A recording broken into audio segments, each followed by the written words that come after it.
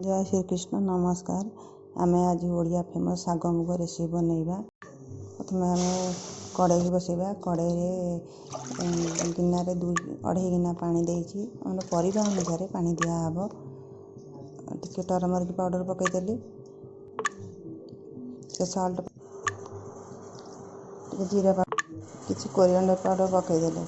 पकई देकी पानी जमी कड़े बसई पानी पटाटो, किसी सारू, किसी पम्पकिन, किसी टमाटर,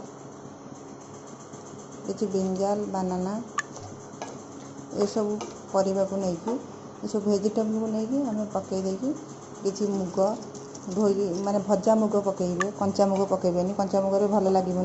मुगटा को भाजिकी पकई, भजा मुग ही नहीं पचपट कर भल भाव में घोरईदेवा। घोरईकी देखु आम चेक करदे सीझापी का देखा सीझला ना ना। तापर सीझला आम शाग को रखुले मु नेउटिया शाग नहीं, नेउटिया शाग को पकईदेवा। पकई देकी पुणी घोरईदेवा। पुणी किछ समय घोरैया छाड़ीदेवा।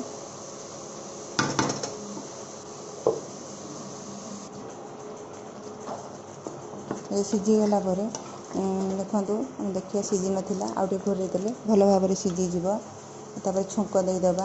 आमर 5 फुटण देचे, चिल्ली देची, ऑयल देची देकी छुंक देदेबे। छुंकर मिक्स करदेबा। मिक्स कर देकी आमर हो आमर शाग मुग तरकारी। हेल्दी एवं टेस्टी शाग मुग तरकारी निश्चय निजे ट्राए करंतु, निजे खातु, परिवार को खुआंतु।